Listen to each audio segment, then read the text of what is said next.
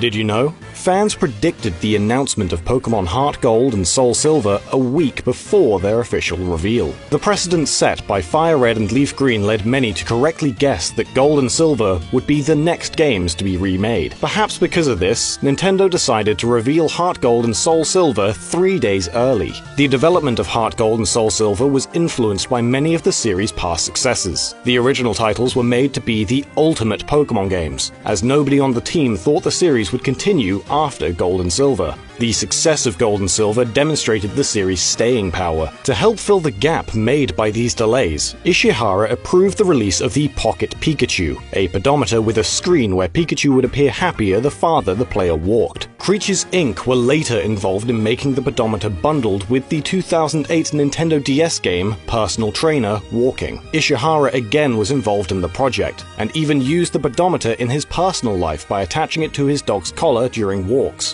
One day during a walk, the device fell off and Ishihara assumed it was lost until he found it a month later in a muddy puddle.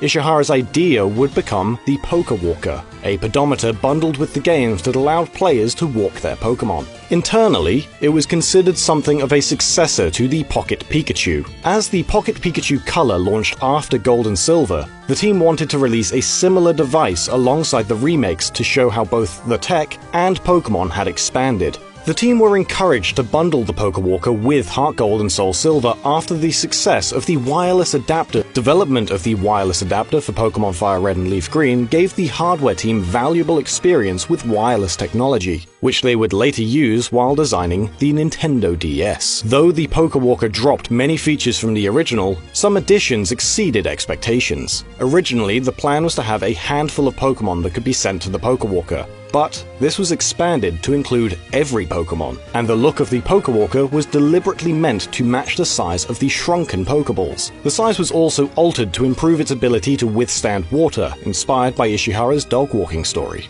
The Pokewalker ended up being more impressive than the pedometer it was based on. The music used in the Pokewalker menus is actually a new rendition of the music heard when using the Game Boy printer with Pokemon Yellow, Gold, Silver, or Crystal. The GB Sounds feature let players listen to the original Game Boy music as they played. However, several of these tracks had to be painstakingly recreated, as they didn't exist in the MIDI format. And tracks such as Unknown Radio posed even more problems, as they were programmed to work directly with the Game Boy's chiptune audio hardware. Additionally, some new tracks had to be composed for some areas. Cerulean City didn't have its own unique music in Generation 2, and other areas like Route 47 and the Global Terminal didn't exist in the original games. Composer Go Ichinose had difficulty making new battle themes for Ho-Oh and Lugia, which both used the standard Wild Battle theme in Gold and Silver. He asked the original game's composer, Junichi Masuda, to give him an idea of what Lugia's theme should be.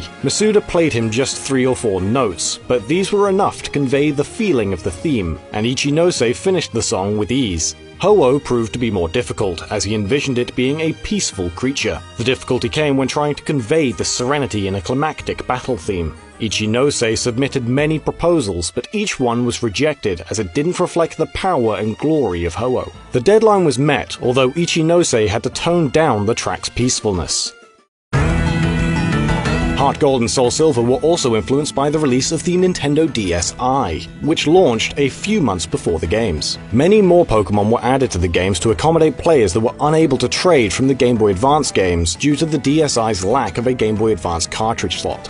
The games also have several regional differences. The sages featured in the games had their designs changed, but only for the Korean versions. The sprites had their prayer beads removed and a red robe added on one of their shoulders, and they were renamed to ascetics. These changes were most likely done for religious reasons. There's also a glitch that's exclusive to the Japanese versions. In the Slowpoke Well, there's a place where the player needs to use strength in order to push a boulder out of the way. In the Japanese version, the player is actually able to push this boulder into the water. Even when surfing, the player can continue to freely push this boulder around in the water, although it ultimately doesn't do anything. In the Japanese games, the Game Corner used the slot machine minigame that had been a staple of the series since Red and Blue. However, the international versions of Heart Gold and Soul Silver used another minigame known as Voltorb Flip.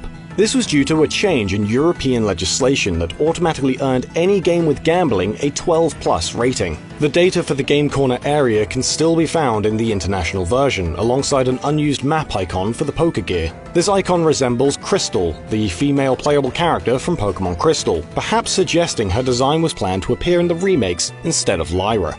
The game has other potentially cut content. The internal list of attacks that Pokémon can learn officially includes 467 moves. If the player hacks the game to give a Pokémon a move numbered 468, 469, or 470, the moves will actually work as special attacks with a base power and accuracy of 110 pp. Using moves numbered above 470 will simply cause the game to crash, which could indicate at least 3 more moves were planned at some point in development. Many files relating to the Underground from Diamond, Pearl, and Platinum can be found in the data for Heart Gold and Soul Silver, suggesting this feature was meant to make a comeback at one point.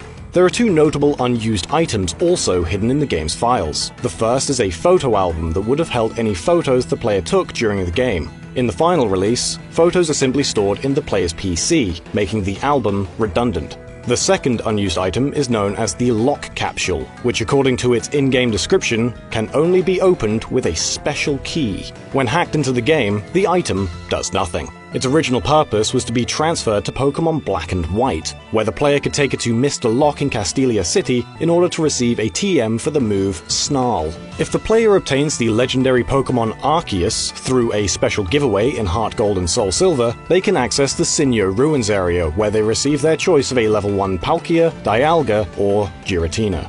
It's actually possible to visit the Sinnoh Ruins a second time, but only if the player has a second Arceus obtained from an in-game event in Pokémon Diamond and Pearl that went unused, meaning that this second trip is normally impossible. Should the player hack the game to make the event happen, the hiker who greets them will have new dialogue welcoming them back, and the player will be able to obtain one of the 2 Pokémon that they didn't choose the first time round. Heart Gold and Soul Silver were also programmed with built-in anti-piracy protection. If the game detects that it's being played on an emulator, it will simply freeze at the start of a Pokémon battle and leave the player's Pokéballs spinning.